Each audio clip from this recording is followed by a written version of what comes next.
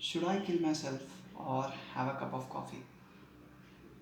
This is a profound question that Albert Camus asked, probably often treated as a joke like statement in the world of philosophy. But there is a lot of depth in this statement to be uncovered, and I wanted to record what I learned while going through these kinds of statements, more or less of the same nature, in Camus' works as well as in many other existentialists' works. So let's start uncovering this statement. What does Camus mean when he says, "Should I kill myself or have a cup of coffee?" Now, outright, the answer seems pretty obvious. Of course, you should have a cup of coffee. You shouldn't kill yourself by any standards because that's the question. To Camus, there is no uh, level of difference on a cosmic scale, or even Camus says that to pick either of those options is fairly inconsequential, and it means the same thing whether you choose to kill yourself or whether you choose to have a cup of coffee. Now, why is that? That is because that belief stems from the ideology of absurdism again, that life is pretty much random. There is no purpose to it unless we, by way of committing a philosophical suicide or by way of acceptance, assign one to it. So, I think there is a part of this question that not many people focus on. Most people try to answer this question, or most people try to take this question, interpret this question, uh, as a kind of trivia, if I would have to pick a word. But that's not it, because there is a use of a very, very delicate word in this question, and that is should.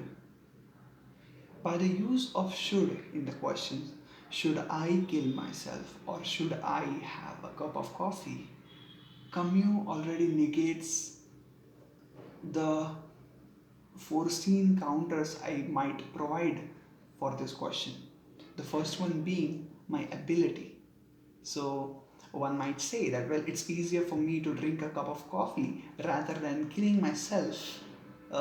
Well, that fact is negated because Camus isn't talking about the ability to kill yourself.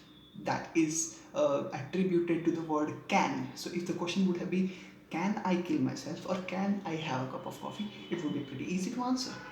The question also isn't, do I kill myself or do I have a cup of coffee? So it is not an ultimatum choice. So, what does this question play on? This question plays on the priority scale of one's moral structure. So, what do I prioritize on an structured, framework? So, there are different priorities for different persons when we talk about dealing with the process of life, and these priorities might be different, but most people would prioritize their life over having a cup of coffee, but there is no reason to do so, and that is what Camus specifically proves in his work The Myth of Sisyphus, and also in some pages of The Outsider, The Stranger, The Fall. He consistently brings up this idea that no matter what choice you pick, it is fairly inconsequential. And now, hearing this, people assume that, okay, so he's a nihilist, right? Like, if you say that life has no meaning, and if I drink a cup of coffee, if I have tea, if I have a glass of water, or if I kill someone or if I kill myself, that is of no moral consequence, then that is a nihilistic sense to have. Uh, Maybe. But Camus and I and everyone who has gone through works of Camus would disagree, because they would know that Camus specifically also argues against this belief. Because to state that there is no inherent meaning to life isn't to negate the potential meaning of life.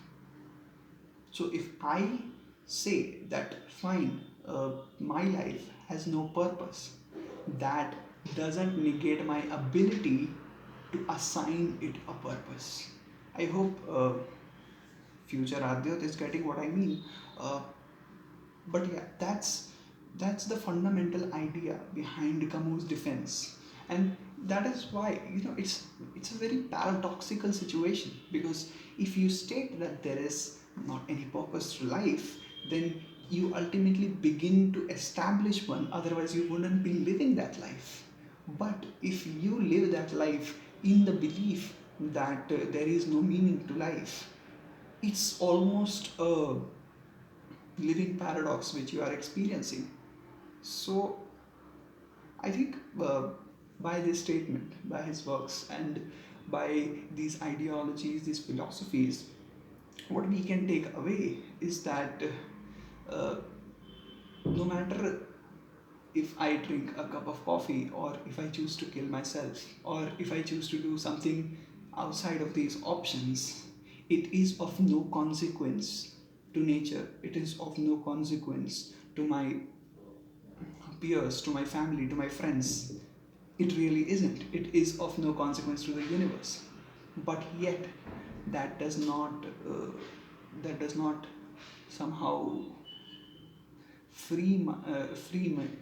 That does not somehow free me from the fact that this idea is not of any consequence to my own choices.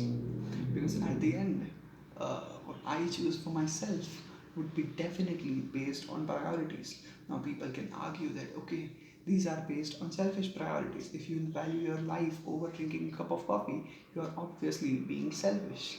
And I would agree, because selfishness is also a form of moral stance.